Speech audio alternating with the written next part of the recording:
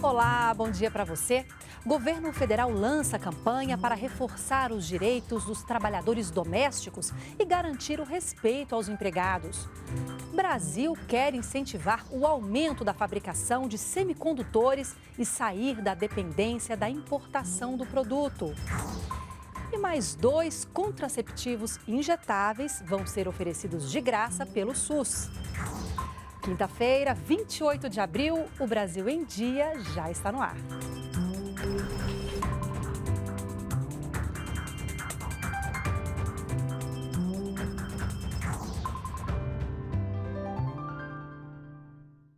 São 8 horas da manhã, nós estamos ao vivo também pelas redes sociais. O Brasil ocupa a 7ª posição no mundo quando o assunto é digitalização de serviços federais, de acordo com o Banco Mundial. E o Ministério da Economia apresentou novas ferramentas para impulsionar a agenda digital de municípios. O lançamento foi durante a Marcha dos Prefeitos aqui em Brasília. Desde 2019, o Brasil vem investindo na agenda digital. Segundo o Banco Mundial, o país ocupa o 7º lugar no ranking entre todos os países quando o assunto é digitalização. Estamos à frente, inclusive, dos Estados Unidos e do Canadá. A plataforma gov.br é o grande símbolo desse avanço brasileiro. A ferramenta já tem mais de 130 milhões de usuários e reúne em um único ambiente virtual quase todos os serviços federais. É facilidade para o cidadão, que pode resolver questões em órgãos públicos do Executivo a qualquer hora, sem sair de casa, de forma ágil e eficiente. A população não quer estar mais restrita ao horário comercial para exercer sua cidadania, nem fisicamente a um balcão. O governo precisa ser mais eficiente. O governo precisa cortar papel, precisa processar cada vez de forma mais automatizada processos, e fala o governo, não só o federal. Uma plataforma que também está disponível para estados e municípios é a Rede Nacional de Governo Digital. São 21 estados e 107 prefeituras que já utilizam do espaço para oferecer seus serviços aos cidadãos. Gestores podem acessar a ferramenta no endereço rede.gov.br. E nesta quarta-feira, o Ministério da Economia anunciou mais 2 soluções. Uma é a pesquisa que pretende identificar quais os avanços e as dificuldades de cada gestor implementar a agenda digital. A outra é uma parceria com o BID e o BNDES, para que municípios e estados façam um diagnóstico, desenhem um plano de ação e iniciem um processo de financiamento junto aos bancos. O BID tem uma linha de crédito de R$1 bilhão para fomentar a transformação digital em estados e municípios.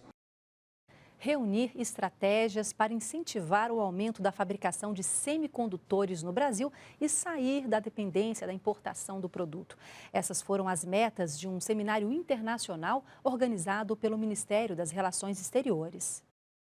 Os microchips ou semicondutores são componentes feitos a partir do silício, fundamentais para vários equipamentos usados no nosso dia a dia, inclusive na indústria de veículos e de máquinas agrícolas. Com a pandemia de Covid-19, o produto ficou escasso e encareceu. Todo mundo reduziu a demanda. Aquela demanda que foi reduzida foi também impactada pelos lockdowns que afetaram os países asiáticos. O processo produtivo do semicondutor não é um processo produtivo rápido, ele demora meses, semanas, e que aí acabou sendo um efeito dominó. Para discutir estratégias brasileiras para o aumento de produção e competitividade no setor, o Ministério das Relações Exteriores organizou este seminário. Segundo a Associação Nacional dos Fabricantes de Veículos Automotores, entre 5 e 7 milhões e 500 mil carros deixaram de ser fabricados em todo o mundo no ano passado, por causa da falta de semicondutores. No Brasil, também foi registrada uma queda. Em 2019, foram 2 milhões e 900 mil veículos produzidos. Esse total caiu para 2 milhões e 200 mil em 2021. O Brasil produz apenas 10% de todos os semicondutores usados na indústria brasileira. E o desafio é sair da dependência da importação. Por isso, 4 ministérios trabalham para atingir esse objetivo. O Ministério das Relações Exteriores planeja esforços para atrair empresas internacionais e firmar acordos de cooperação. O das Comunicações cuida para que o país continue com os avanços no mundo digital. O Ministério da Economia trabalha em um plano de desenvolvimento de semicondutores para impulsionar o mercado interno. Um eixo ligado à desoneração da cadeia, o que permitirá o pagamento do tributo apenas na fase de comercialização do produto acabado e nos alinhará com as práticas globais. E o Ministério da Ciência, Tecnologia e Inovações desenvolve projetos que fortalecem as parcerias público-privadas. Iniciativas do CNPq, iniciativas da FINEP, iniciativas da Embrapi, fortalecendo a capacidade de resposta para isso. As perspectivas de expansão da produção nacional de semicondutores são muito positivas. Tanto o governo federal quanto o Congresso Nacional estão engajados na promoção da indústria nacional de semicondutores e na inserção do Brasil nas cadeias de suprimento desses componentes. O governo federal assinou os contratos com as petroleiras que vão explorar o pré-sal da chamada seção onerosa, que é um tipo de regime de exploração que existe no Brasil. O leilão ocorreu no fim do ano passado e 2 campos foram arrematados, de Atapu e Sépia, na Bacia de Santos. O ministro de Minas e Energia destacou o sucesso da iniciativa. O resultado não poderia ter sido mais satisfatório. Além da arrecadação do bônus de assinatura de 11,14 bilhões de reais, obtivemos um ágio médio de quase 300% no excedente em óleo para a União. Isso aconteceu porque tivemos êxito em trazer concorrência para o leilão, com 5 empresas sediadas em 5 países diferentes participando do certame. O Senado aprovou nesta quarta-feira projeto que muda as regras do PRONAMP, o Programa Nacional de Apoio às Microempresas e Empresas de Pequeno Porte. Com as mudanças, serão permitidos novos empréstimos com recursos emergenciais. O PRONAMP foi criado em 2020 para ajudar micro e pequenas empresas durante a pandemia. A expectativa é que as contratações fiquem em torno de 50 bilhões de reais. O projeto também foi aprovado na Câmara dos Deputados este mês e agora segue para a sanção do presidente Jair Bolsonaro. Ao lado de ministros, deputados e senadores, o presidente Jair Bolsonaro participou no Palácio do Planalto do ato cívico pela liberdade de expressão. O evento foi convocado pelas frentes parlamentares evangélica e da segurança pública. No evento, parlamentares defenderam o respeito à Constituição Federal e o fortalecimento da democracia, ao citar uma expressão de Ulisses Guimarães, em que a liberdade de expressão é a rainha de todas as liberdades. O deputado Sóstenes Cavalcante, um dos organizadores do ato, disse que o livre posicionamento de ideias é um direito de todo e qualquer brasileiro. Nós solicitamos ao presidente da República para que pudesse nos receber um grupo de parlamentares para que pudéssemos fazer este ato em nome de uma luta muito justa, a luta pela liberdade de expressão de todos nós brasileiros. Ao comentar sobre o decreto de indulto individual que concedeu ao deputado Daniel Silveira, condenado pelo Supremo Tribunal Federal por ataques da corte, o presidente Jair Bolsonaro defendeu a importância da liberdade. Se coloca no lugar dele, 9 anos de cadeia, perda de mandato, inelegibilidade, multa. Que país é esse? Ao final da sessão, aplausos, como se fosse uma conquista, um urra, valeu!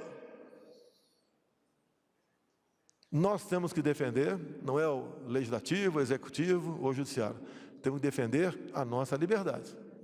É a base, é o pilar de tudo. O ministro das Comunicações, Fábio Faria, deu detalhes da reunião entre representantes do Grupo Meta, dono do aplicativo WhatsApp, e o presidente Jair Bolsonaro.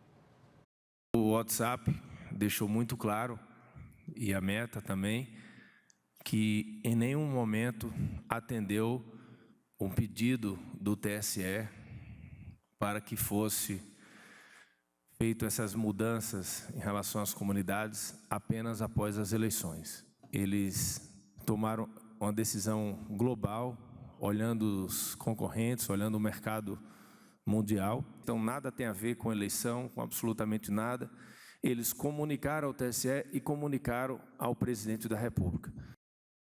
O Ministério da Saúde incorporou à lista de medicamentos oferecidos pelo SUS, o Sistema Único de Saúde, os contraceptivos injetáveis de aplicação mensal, acetato de medroxiprogesterona mais o cipionato de estradiol e o algestona acetofenida mais o enantato de estradiol.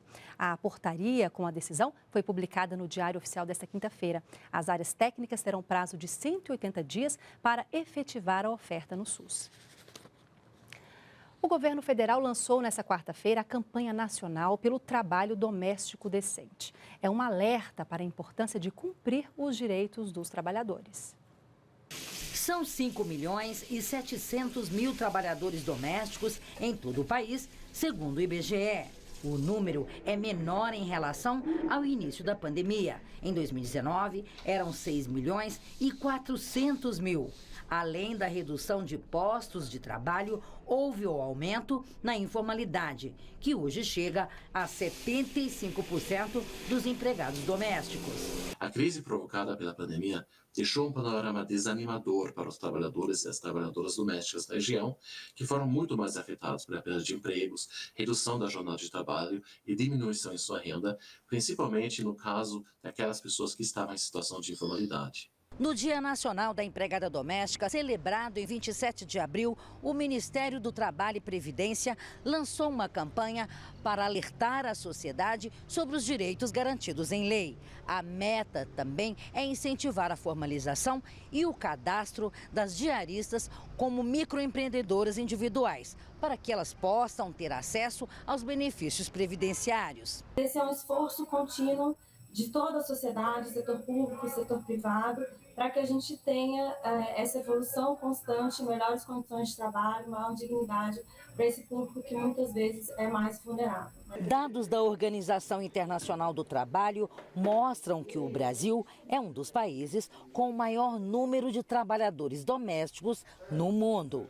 E aqui, mais de 92% são mulheres. O Instituto Doméstica Legal reforça a importância de garantir os direitos, principalmente a formalização desses profissionais. O trabalhador que tem a carteira assinada e tem a garantia do emprego, ele tem a segurança de não ser facilmente conduzido para a criminalidade. Então, trabalho e renda é a garantia de mais segurança social, mais educação e mais progresso para o próprio país. A campanha traz também informações sobre a importância da saúde e segurança no ambiente de trabalho e sobre os malefícios do trabalho infantil doméstico, além de estimular denúncias sobre o descumprimento da lei. Nós queremos fazer valer os direitos que já foram reconhecidos, avançar naqueles que ainda faltam ser reconhecidos e promover o trabalho sadio, seguro, decente e digno, livre de qualquer discriminação, assédio, abusos e violências. E a campanha também tem previstas ações de fiscalização, além de um curso e um manual para orientar os empregadores. Irregularidades trabalhistas podem ser denunciadas pelo Disque 100, que é o canal do governo para denúncias sobre violações dos direitos humanos. E a gente fica por aqui. Você pode rever as reportagens de hoje nas redes sociais da TV Brasil. Uma ótima quinta-feira para você e a gente se vê amanhã. Até lá!